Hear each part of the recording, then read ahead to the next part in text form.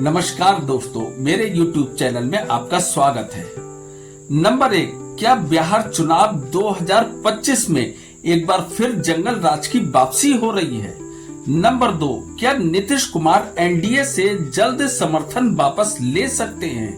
Number 3, क्या बिहार में इस बार मुस्लिम वोटर का नीतीश कुमार से मोह भंग हो चुका है और इसी कारण नीतीश कुमार एनडीए से समर्थन वापस ले सकते हैं?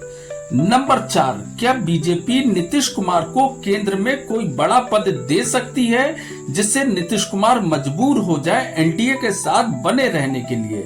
नंबर 5, क्या इस बार चुनाव पर एसआईआर का मुद्दा हावी रहेगा या मोदी की मां को गाली देने का मुद्दा? नंबर 6, क्या प्रशांत किशोर की पार्टी जन स्वराज इस चुनाव में कोई बड़ा उलटफेर कर सकती है? और वीडियो के अंत में हम देखेंगे कि ओपिनियन पोल में किस पार्टी को बहुमत मिल रहा है और कौन सी पार्टी सत्ता से दूर रहेगी। तो ये सब जानने के लिए बने रहिए वीडियो के अंत तक। तो शुरू करते हैं अपनी वीडियो।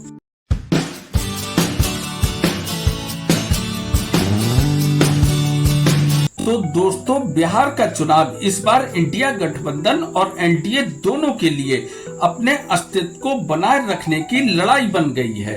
इस बार चुनाव में जिस तरीके से महागठबंधन आक्रामक दिखाई दे रहा है वह हरियाणा, महाराष्ट्र और दिल्ली के चुनाव में देखने को नहीं मिला।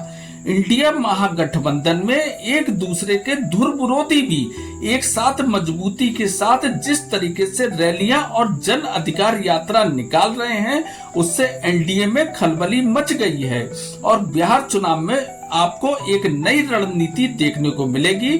जैसे इंडिया गठबंधन की जो पार्टियां चुनाव भी नहीं लड़ रही हैं वह भी अनेक रैलियों और रोड शो में देखी जा सकती हैं। जैसे समाजवादी पार्टी, आम आदमी पार्टी ये बिहार चुनाव में नहीं लड़ रही हैं लेकिन बीजेपी को हराने के लिए एकजुट हो गई हैं, जिससे एनडीए के खेमे में काफी हलचल हो गई है। तो दोस्तों, हम सबसे पहले समझते हैं कि क्या बिहार चुनाव 2025 में जंगल राज की वापसी हो रही है। तो दोस्तों, नीतीश कुमार जिस जंगल राज का डर दिखा दिखा कर चुनाव जीतते रहे हैं, जनता अब इस जंगल राज को केवल एक जुमला मान रही है और नीतीश कुमार ने जिस तरह से लगातार पलटी मारी है, जैसे कभी आरजेडी के समर्थन से सरकार बनाई तो कभी बीजेपी के समर्थन से सरकार बनाई, इससे नीतीश कुमार की छवि को बहुत हानि हुई है क्योंकि जनता अब समझ चुकी है कि नीतीश कुमार चुनाव में जिस पार्टी को गालियां या बुरा भला कहते हैं, चुनाव समाप्त होने के बाद उसी पार्टी के साथ मिलकर सरकार बना लेते हैं, जिस कारण लोग इन्हें पलटू राम तक कहने लगे हैं। मेरा दूसरा प्रश्न था कि क्या नीतीश कुमार एनडीए से समर्थन वापस ले सकते हैं? जी हाँ दोस्तों, इस बात की पूरी संभावना है कि नीतीश कुमार एनडीए से समर्थन वापस ले सकते हैं क्योंकि बीजेपी जिस तरीके से बिहार में चुनाव लड़ रही है उससे बीजेपी नंबर 1 और जेडीयू दूसरे नंबर की पार्टी बनकर रह गई है।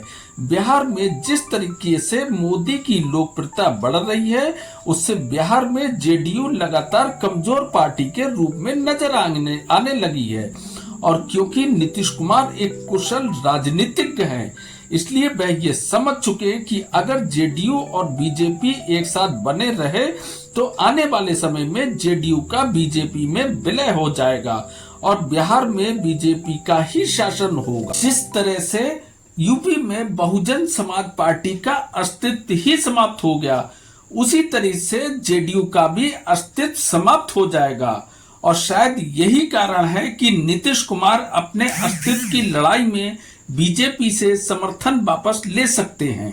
तो दोस्तों, मेरा तीसरा प्रश्न था कि क्या बिहार में इस बार मुस्लिम वोटर का नीतीश कुमार से मोह भंग हो चुका है और इसी कारण नीतीश कुमार एनडीए से समर्थन वापस ले सकते हैं?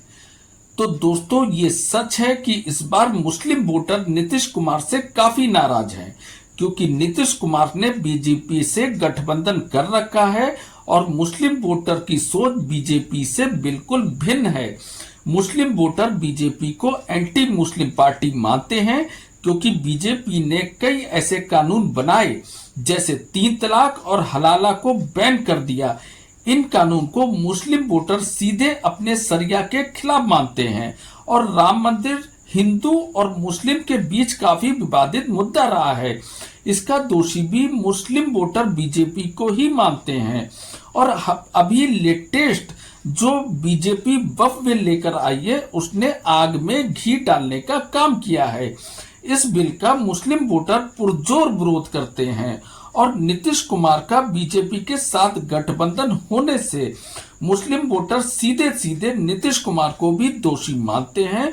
जो मुस्लिम वोटर कभी जेडीयू के सपोर्ट में खड़ा रहता था, आज वह वोटर आरजेडी के पाले में जाता हुआ दिखाई दे रहा है, जिस कारण नीतीश कुमार काफी तिलमिलाए हुए हैं, जिस कारण नीतीश कुमार एनडीए से अपना समर्थन वापस ले सकते हैं। और मेरा चौथा प्रश्न था कि क्या बीजेपी नीतीश कुमार को केंद्र में कोई बड़ा पद दे सकती है जिससे नीतीश कुमार मजबूर हो जाएं एनडीए के साथ बने रहने के लिए। तो दोस्तों ये सच है कि मोदी सरकार को सत्ता में बने रहने के लिए नीतीश कुमार की सख्त जरूरत है और शायद इसलिए अगर इस बार के चुनाव में जेडीयू की हार होती है तो नीतीश कुमार को एनडीए का हिस्सा बनाए रखने के लिए बीजेपी केंद्र में नीतीश कुमार को कोई बड़ा मंत्रालय दे सकती है, जैसे रेल मंत्रालय, ऊर्जा मंत्रालय या नगर विकास मंत्रालय भी दे सकती है। जैसा कि सब जानते हैं कि नीतीश कुमार की जिस तरह से सत्ता की भूख है उसे शांत करने के लिए बीजेपी केंद्र में नीतीश कुमार को कोई बड़ा मंत्रालय दे सकती है, क्योंकि अगर इस बार चुनाव में जेडीयू की हार हुई तो नीतीश कुमार की सीधे सीधे नाराजगी बीजेपी से हो जाएगी और अगर जेडीयू मोदी सरकार से नाराज हुई तो केंद्र सरकार भी सत्ता से दूर हो जाएगी। और मेरा पांचवा प्रश्न था कि क्या इस बार चुनाव पर एसआईआर का मुद्दा हावी रहेगा या मोदी जी की मां को गाली देने का मुद्दा। तो दोस्तों ये दोनों ही मुद्दे इस वक्त बिहार की राजनीति में जोरों शोरों से चल रहे हैं। जिस प्रकार इंडिया गठबंधन एसआईआर का मुद्दा उठा रहा है और बीजेपी पर वोट चोरी का आरोप लगा रहा है, उसने सत्ता पक्ष की नींद उड़ा दी है। और जिस प्रकार आरजेडी, कांग्रेस और घटक दल मिलकर जन सत्ता यात्रा निकाल रहे हैं, उसने बिहार की राजनीति को एक नया मोड़ दे दिया है। इंडिया गठबंधन का मकसद है कि किसी भी तरह से एनडीए को वोट चोर साबित कर दिया जाए, जिसका सीधा असर बिहार की जनता पर पड़ेगा, क्योंकि अगर बिहार की जनता को वोट चोरी का मुद्दा समझ आ गया तो इंडिया गठबंधन की जीत लगभग तय है। और इसके अलावा दूसरा मुद्दा मोदी जी की मां को गाली देने का मुद्दा भी जोरों शोरों पर चल रहा है। बीजेपी का मकसद बिहार की समस्त महिला वोटर के सामने ये सिद्ध करना है कि इंडिया गठबंधन महिला विरोधी है। अब देखने वाली बात यह है कि मतदान के समय जनता किस मुद्दे को कितना समर्थन देती है, वोट चोरी के मुद्दे को या एक महिला को गाली देने के मुद्दे को। मेरा छठा और आखिरी प्रश्न था कि क्या प्रशांत किशोर की पार्टी जन स्वराज इस चुनाव में कोई बड़ा उलटफेर कर सकती है।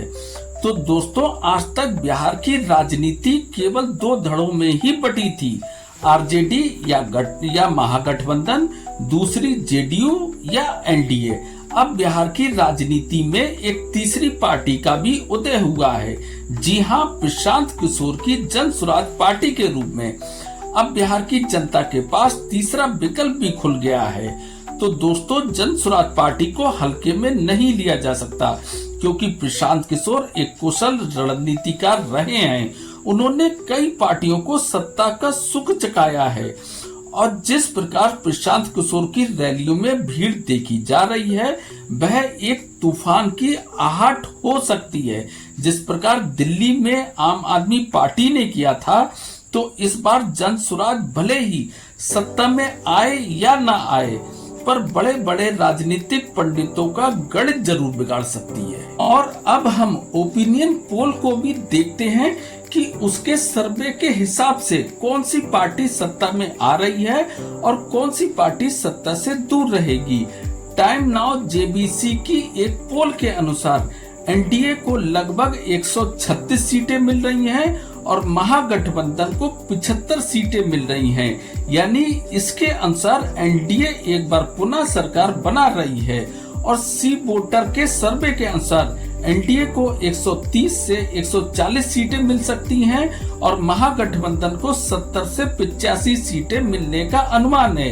यानी यहाँ भी एक बार फिर एनडीए सत्ता तक पहुंचती हुई दिखाई दे रही है। तो दोस्तों, ओपिनियन पोल में एनडीए को पूर्ण बहुमत मिलता हुआ दिख रहा है, लेकिन ओपिनियन पोल केवल एक अनुमान होता है, क्लियर रिजल्ट नहीं होता है। इस ओपिनियन पोल का सर्वे साइज करीब 40 से 50 हजार का होता है और बिहार की जनसंख्या करीब 14 करोड़ है। इसलिए मैं आपसे कहता हूं कि केवल 40 से 50 हजार का सर्वे ये निर्धारित नहीं करता कि किसकी सरकार बनेगी। ओपिनियन पोल कई बार गलत साबित हुए हैं। जैसे जब लोकसभा के चुनाव हुए थे तो सारे सर्वे बीजेपी को पूर्ण बहुमत मिलते हुए दिख रहे थे, लेकिन बीजेपी पूर्ण बहुमत हासिल नहीं कर पाई थी। हाँ, अपने घटक दल यानी एनडीए के सहारे ही सरकार बनाने में कामयाब हुई थी। तो इसलिए ओपिनियन पोल को पूर्ण रिजल्ट मान लेना एक मूर्खतापूर्ण बात है, क्योंकि यह केवल एक अनुमान है, इसके सिवा कुछ नहीं। और अब सवाल आपसे, आप क्या सोचते हैं कि किसकी सरकार बनेगी और इस चुनाव में कौन सत्ता से बाहर हो जाएगा? प्लीज कमेंट्स बॉक्स में जरूर बताएं, क्योंकि आपकी राय मायने रखती है। अगर वीडियो पसंद आया हो तो लाइक और शेयर जरूर करें और अंत में अगर आपने मेरे चैनल को अभी तक सब्सक्राइब नहीं किया है तो इसे अभी सब्सक्राइब करें, ताकि इसी तरीके के इंफॉर्मेशन वीडियो आपको लगातार मिलते रहे। तो फिर मिलते हैं अगले शनिवार को एक नए विषय के साथ। तब तक के लिए थैंक यू वेरी मच। नमस्कार।